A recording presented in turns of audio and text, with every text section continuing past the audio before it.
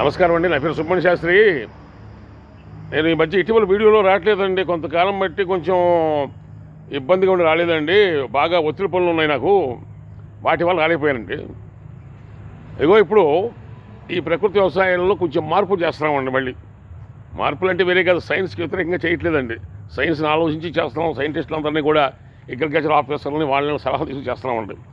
BSc చదువుకుంటే వాళ్ళు అందులో వాళ్ళే. తర్వాత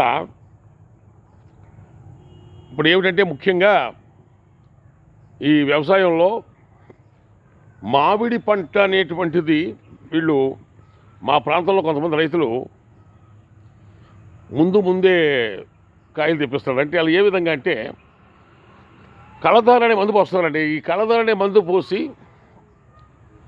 ఈ కళధారతో జూలైలో పోసినటువంటి కళధార మందు ఆగస్టు, సెప్టెంబర్, అక్టోబర్లో కాయలు వచ్చేస్తున్నాయండి.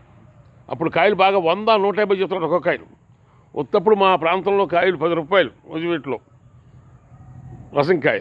అలాంటిది ఆ సమయంలో 100, 150 తర్వాత బాగా పెరిగిపోతే ఇంకా డిమాండ్ ఇదవుతే తగ్గిపోతే 90, 80, 70 అలా 60కి వచ్చేస్తున్నాయి కాయలు. ఈలోపు ఏదో లగ్నాలు తగ్గుతాయండి. ఆ లగ్నాలు తగ్గలంగానే పెళ్ళిళ్ళోళ్ళు వాళ్ళు వీళ్ళు అందరూ కొత్తగా మామిడికాయ వచ్చింది కాబట్టి మనం పచ్చడి పెట్టుకోవాలని చెప్పిన ఉద్దేశంతో, ఫంక్షన్లో పెట్టుకున్న ఉద్దేశంతో బాగా విరివిగా కొంటున్నారండి. బాగా ఎక్కువైపోయింది. ఇక్కడ కాకుండా సిటీస్లో హైదరాబాద్, బాంబే, కలకత్తా అటువంటి సిటీస్ కింద ఎక్స్పోర్ట్ చేస్తే అసలు ఆగవండి. అది అసలు కారణం. అయితే మేము ప్రకృతి రీత్యా చేద్దాము అనే భావంతో మేము ఇప్పుడు ముందుకు వస్తున్నాం. మరి ఏం జరుగుతుందంటే చూద్దాం. వస్తే కొండ వస్తుంది, లేకపోతే ఇంటిపోతుందనే భావంతో ఉన్నాం మేము కూడా. ఇప్పుడు ఏదో మాకేదో నిత్యకృత్యంగా మాకు ఇంకా కొన్ని చోట్ల ఉన్నాయండి, ఇంకా మేము వేయాల్సినటువంటి పంటలు ఉన్నాయి. ఇప్పుడు ఇటీవల ఈ వర్షాల వల్ల, ఈ తుఫాను వల్ల కొంచెం బాగా ఇబ్బంది వచ్చింది మాకు. ఈ ప్రకృతి మందులో మేము వేసినటువంటి దాంట్లో వినాయక చవితి అక్కడి నుంచి కాస్తాయండి ఈ పంపర పనసకాయలు.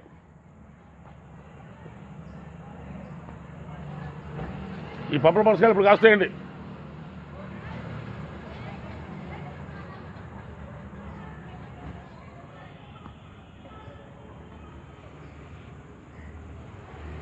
అటువంటి పంపర పనసకాయ మేము 2-3 రకాల మందులు వేసామండి.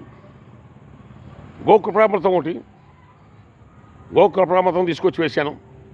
తర్వాత అరటి పండ్లు బెల్లం ముక్కతో చేసినటువంటి జ్యూస్ ఒకటి వేసాము. ఆ 2 వేయటం వల్ల అక్కడి నుంచి కంటిన్యూస్ అయిపోయిందండి. మళ్ళీ వెంటనే పోత వచ్చేసింది, మళ్ళీ వెంటనే పెంద వచ్చిందండి. మరి జింకు లోపం ఉందో, మరి లేకపోతే పొలం లోపం ఉందో, ఏ లోపం ఉందో, మరి చిన్న చిన్న పెందలని కూడా రాలిపోయింది. రాలిపోగా మళ్ళీ ఒక 50, 60 మిగిలినది. మళ్ళీ కొత్తవి కూడా వస్తాయండి, చిన్న చిన్న పెందలు కూడా వస్తాయి మళ్ళీ. అది ఈయన కూడా కనపడుతుంది మీకు. ఇది కంటిన్యూస్గా కాయటం అనేది ఇదే అండి. ఈ మధ్య కొంతమంది ఇళ్లలో చెట్టు పెంచిన తోటలు చూసామండి. వాళ్ళు ఆ మాట అన్నారు, ఇప్పుడు రాదండి, వినాయక చవితి దగ్గర నుంచి వస్తాయండి మీకు అన్నారు. మాకు వినాయక చవితి ఏంటి, వినాయక చవితి దగ్గర నుంచి కంటిన్యూస్గా కాస్తూనే ఉన్నాయి కాయలు, మాకు ఏం ఆగట్లా. ఏదైనా చెట్టుకి ట్రూనింగ్ ఒకటి చేయాలండి. ఫస్ట్ కొమ్మ తీయాలండి. కొమ్మ తీయకపోతే లాభం లేదు, కొమ్మ తీయాలి. అది బాగా అనుభవం కలిగినటువంటి రైతులు కొంతమంది ఈ మామిడి చెట్లకి కొమ్మ తీస్తారు, పొలం తీయటం. ఆ పొలం తీయడం చాలా గమ్మత్తు చేస్తారండి. వాళ్ళకి అలవాటు ఉంటుంది. ఆ అలవాటులో వాళ్ళు ఎవరైనా పెద్దవాళ్ళు ఎవరైనా ఉంటే వాళ్ళ ద్వారా తీయించారండి మామిడి చెట్లకి మడుపుతుంది. ఇదిగో మాది మామిడి చెట్లు ఇదిగోండి చూడండి. రసం చెట్టు ఉంది మాకు, హిమాపసంద ఉంది. తర్వాత జలం ఉందండి. జలం చివరి చెట్టు అండి, మూల చెట్ల మధ్యలో ఉంది. చెట్లు నల్లబడ్డాయండి, అన్నలు కూడా వస్తున్నాయి లైట్గా.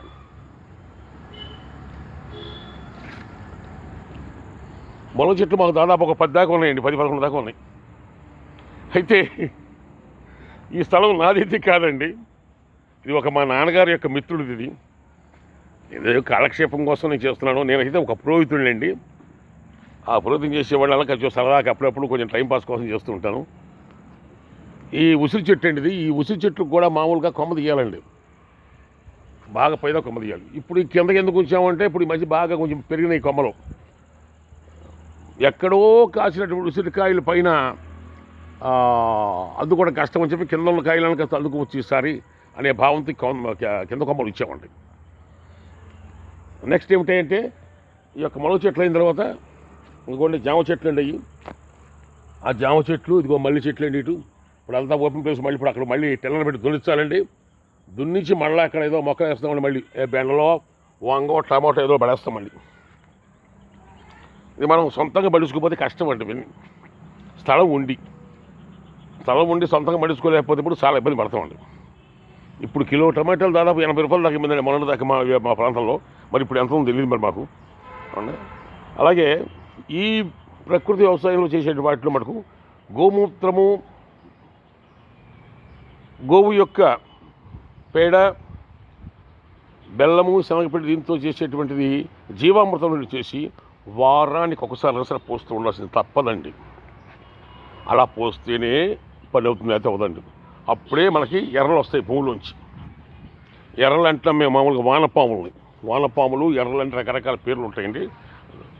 ఆ వానపాములు అనేటువంటివి కనుక లేకపోతే మరి వ్యవసాయం ఉపయోగం లేదండి. ఇప్పుడు ఈ కొట్టేటువంటి పెస్టిసైడ్స్ ఏంటి, ఇంగ్లీష్ కెమికల్ మందులు అన్నిటికీ కూడా ఇగో భూమిలో ఇద్దరు తవ్వేసరికి ఎర్రలు వచ్చేవండి. మాకు వానపాములు వచ్చాయి. ఇప్పుడు రావట్లా, కానీ మాకు ఈ మధ్య వచ్చినాయండి. మాకు ఈ జీవామృతం కృప ఇవన్నీ కూడా మేము పోసిన మాకు వచ్చినాయండి. రాకపోలా మళ్ళీ మేము తయారు చేస్తున్నామండి. అది కూడా డ్రమ్ములు వీటన్నిటితో కూడా తయారు చేయడం మొదలు పెడుతున్నామండి. ఇక మొదలు పెట్టిన తర్వాత అప్పుడు ఇవన్నీ అవుతాయండి. ఏదో కాకర పందిరి పాదులు అని పెట్టాము. వీటిలో మటుకు ఏమాత్రం రాజీ పడకూడదండి. మనం పసిపిల్లల్ని ఎలా చూస్తామో అలా కనుక ఈ యొక్క ప్రకృతి వ్యవసాయం కనుక చేసినట్లయితే మటుకు ఏమాత్రం ఇబ్బంది లేకుండా మనిషికి మంచి ఫలితాన్ని ఇస్తుందండి. ఖర్చులు తక్కువ, కాసులు ఎక్కువ వస్తాయండి దీనికి. అందులో కూడా సంశయం లేదండి. మీరు ఎవరు ప్రయత్నం చేస్తున్నారో మీరు మా మాట వినమని ఏం అంటలా. అక్కడ ఆ యాపిల్ పేరు చెట్టు కూడా చూడండి ఎట్లా వచ్చేసింది ఏమంటే.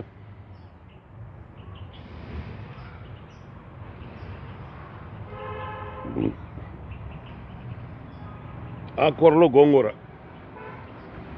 ఇక నెక్స్ట్ ఏంటంటే తోటకూర, పాలకూర ఇవన్నీ కూడా చేస్తామండి. ఇటు పక్క తోటకూర ఒకటి, పాలకూర ఒకటి, బచ్చలకూర ఒకటి, పుదీనా, కొత్తిమీర ఇవన్నీ కూడా ఈ లైన్లో వేసేస్తామండి. ఎంత లెక్క ఉంటే అంత లెక్క వేసేస్తామండి. వేస్తే ఒక కుటుంబం మాకు ఒక 2 కుటుంబాలు సరిపోతాయి. మాకు ఈ స్థలం గల ఆ సమయం సరిపోతాయండి. బయటికైతే మేము ఎక్కడ ఇవ్వట్లేదంటే ఎవరన్నా వచ్చి ఫ్రీగా చేతిలో పెట్టమే ఏదో సరదాకి.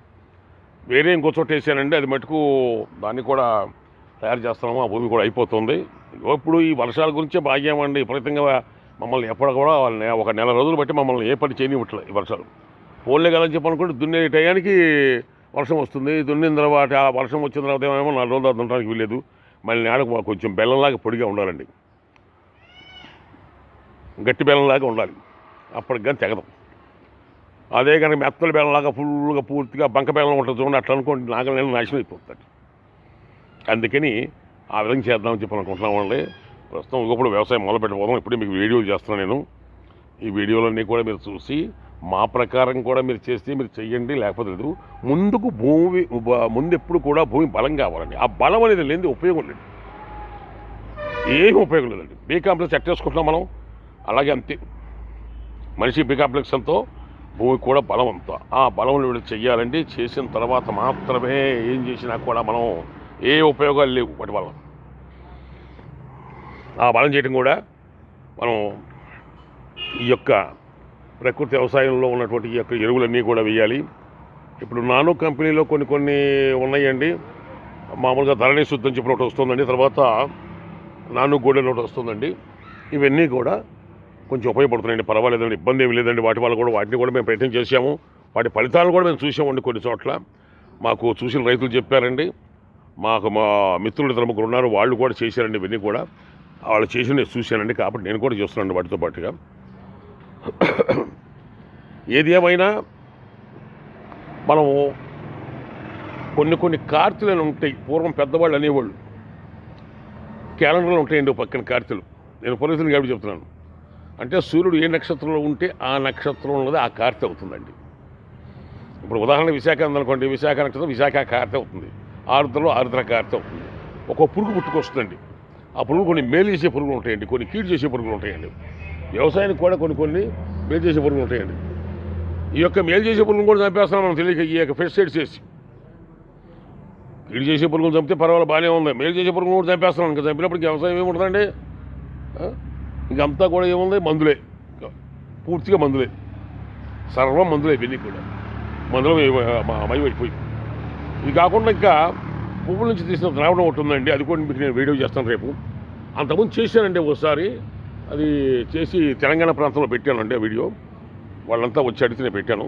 మళ్ళీ ఇప్పుడు కూడా వీడియో చేస్తున్నాను రేపటి ఫ్రెష్గా చేస్తున్నాను. అన్ని కూడా వీడియోలు కూడా చేసి అందరికీ కూడా అందిస్తాను. వీటన్నిటిని కూడా జాగ్రత్తగా మీకు ఎవరికి అవకాశం ఉన్నట్టుగా వాళ్ళు ఉపయోగించుకోండి. కేవలం నా మాట వినమని అంటలా. మాకు వీటన్నిటికీ కూడా మేకా రాధాకృష్ణమూర్తి గారిని ఒక ఆయన ఉన్నాడు, రేపల్లి అవతల మంత్రిపాలెం, నగరం మండలం మంత్రిపాలెం. ఆయన సలహా ఒకటి. తర్వాత హైదరాబాద్ ఉంటారు రాజుగారు అని, ప్రకృతి వ్యవసాయంలో శివరామరాజు గారు ఏదో ఉందని పేరు, ఆ రాజుగారు ఆయన సలహా ఒకటి. ఇప్పుడు ఇటీవల మాకు ఈ మధ్య అగ్రికల్చర్ సదస్సు పెట్టారండి, మా నూజివీడులో, కృష్ణా జిల్లా నూజివీడులో పెట్టారండి. ఆ నూజివీడులో సోమన్న గారు చెప్పి ఖమ్మం నుంచి వచ్చారు ఒక ఆయన కూడా బాగానే చెప్పారు మాకు విషయాలన్నీ కూడా, జాగ్రత్తలన్నీ కూడా చెప్పారు. రోజు కూడా జూమ్ అనేటువంటి దాంట్లో మీటింగ్ జరుగుతూ ఉంటుందండి. ఎవరన్నా పాల్గొనాలంటే ఆ మీటింగ్లో పాల్గొనాలని నేను నెంబర్ కూడా ఇస్తాను. నెక్స్ట్ నేను మీకు ఆ నెంబర్ కూడా ఇందులో పెడతానండి. నెక్స్ట్ వీడియో పెట్టేస్తాను. నెంబర్ ఇప్పుడు జ్ఞాపకం లేదు నాకు. అంత ప్రతిరోజు కూడా చేస్తూ వారి సోమన్ గారు కూడా సంప్రదిస్తే వారికి మనం దీంట్లో కొన్ని కల్చర్ చట్ట తయారు చేయాలో కూడా చెప్తారండి ఆయన. ఇప్పుడు నేను కూడా చేసుకుంటానండి వారి ద్వారా కొంచెం వచ్చేస్తాం. అలాగే నూజివీడులో అగ్రికల్చర్ ఆఫీసర్లు వీళ్ళందరూ కూడా అడుగుతున్నానండి, వాళ్ళు కూడా చెప్తానండి కొన్ని సలహాలు. ఇప్పుడు జిప్సం లోపం ఉంటే ఎట్లా ఉంటుంది, ఇదే జింక్ లోపం ఉంటే ఎట్లా ఉంటుంది, తర్వాత బొరణ లోపం ఉంటే ఎట్లుంటుంది, తర్వాత ఇవన్నీ కూడా మొత్తం వివరంగా చెప్తారండి వాళ్ళు చెప్పిన మనం ఫాలో అవ్వండి. అంతేగాని ఎవడో పక్క రైతు ఏదో చేశాడు, మందు కొట్టాడు, వాడు కొడితేనేమో 30 బస్తాలు అయినాయి, నేను కొడితేనేమో ఎందుకు అవ్వాలి భావంతో మరి చేయొద్దండి. అవసరం ఎప్పుడు ఒకరిని నమ్ముకొని చేయపాకండి. ఎప్పుడు కూడా చెరపకుండా చెడే ఉన్నట్టు వస్తుంది పరిస్థితి. అర్థమైందా? మనకి మనస్ఫూర్తిగా మనకు నచ్చాలి, మనస్ఫూర్తిగా సరైన సద్గురువుని కూడా దొరకాలండి. ఆ సద్గురువుని ఆశ్రయించిన రోజు అన్నీ మనకి బాగానే ఉంటాయి. తెలియని విషయాలు చెప్పేవాడే గురువు ఎప్పుడు కూడా. గురువు అంటే ప్రత్యేకంగా స్కూలు పెద్ద మ్యాథ్స్ అని కాదండి. మనకి ఎప్పుడు కూడా గురువు అనేవాడు మార్గదర్శకుడు అవుతాడు. ఆ మార్గదర్శకుడు ఎవరు, మన మంచి కూర చెప్పేవాడు ఎవడు అర్థం చేసుకోండి.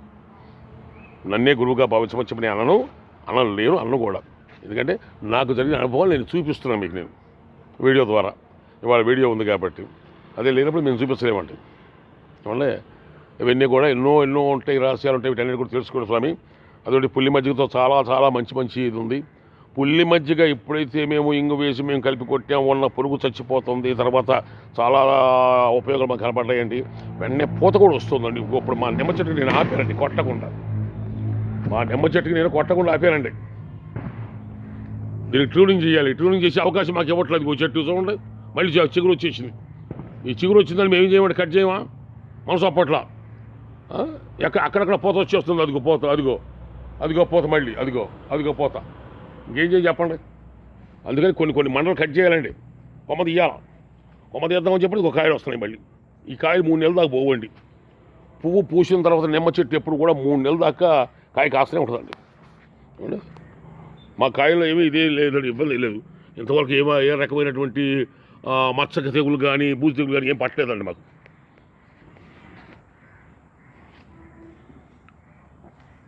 అంత సవిగానే ఉందండి. ఈ కొట్టే మందులు అంత ఇదిగా ఉన్నాయి.